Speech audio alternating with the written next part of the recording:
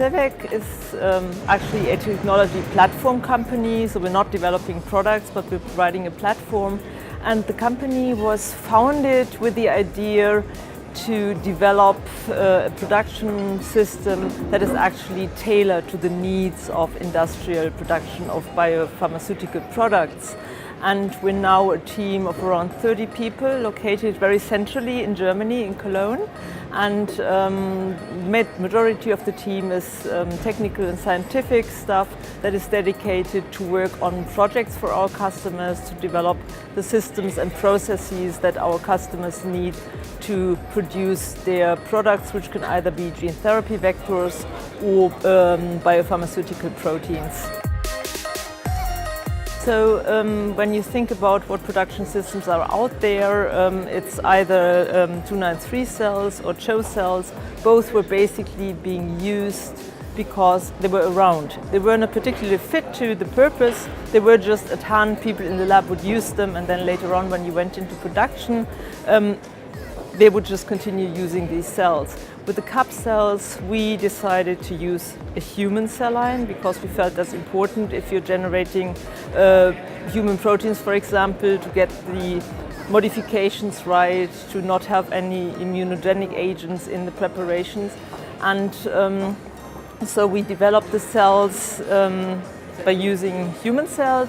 And we very carefully characterized the cell line, so I think it's the best documented cell line that's around actually. It's gone through extensive safety testing, and it also grows in suspension, meaning it's easy to scale up. It grows in serum-free media, so there's no risk of any animal components being present in the system.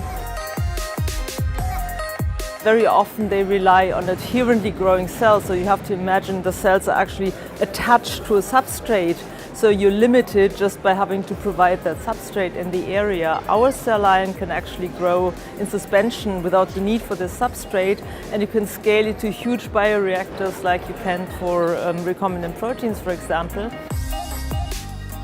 So to name the advantages of the CAP-GT technologies, there's a very short answer, that's two words, which is safety and scalability.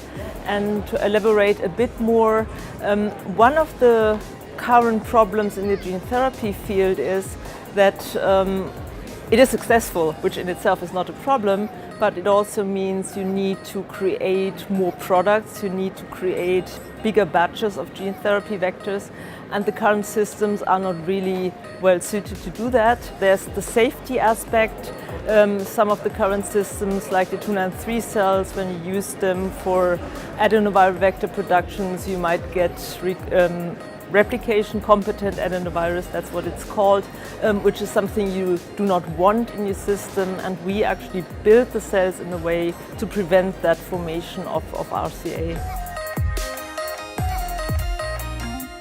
So to explain a bit more about the CAP-GO technology, this is a bit older than the CAP-GT. So CAP-GT focuses on gene therapy vectors.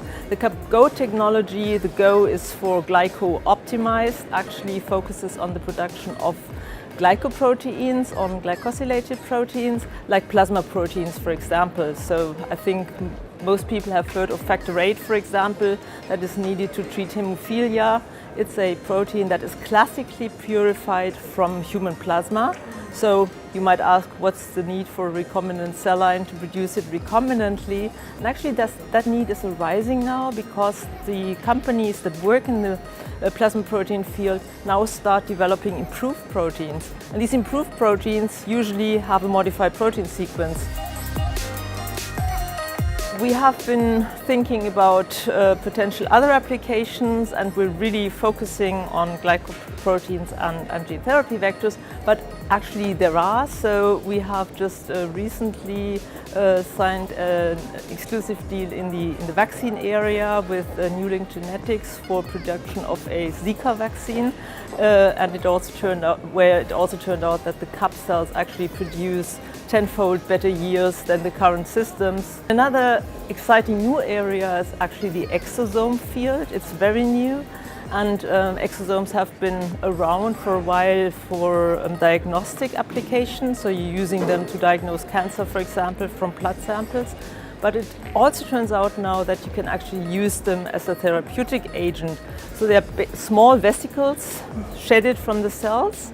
And if you modify the cells, then you can target these exosomes to certain tissues, and you can use them to deliver a drug to that target tissue. And we're working with several partners to explore these options. It's new, but so we don't know where it's going, but it's exciting. There's not so much difference between Europe and US. It's also more according to the different areas. So for example, when you look at recombinant protein production, that's a field that has been around for a long time. So the regulatory authorities know quite well what they need and what actually the companies developing the product need to fulfill. With gene therapy, that field is newer, so it's also evolving, so meaning that the regulatory authorities also actually talk to the companies, and it's a dialogue.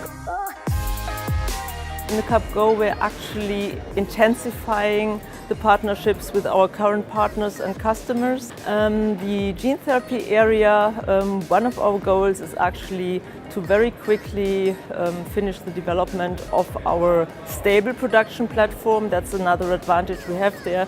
We will be able to produce gene therapy vectors in a way that basically antibodies are made, but just modifying the cell lines, expanding them, and then producing the product. Europe is always an exciting opportunity for us, so we love coming here, and it's always a good opportunity to catch up with the people you already know.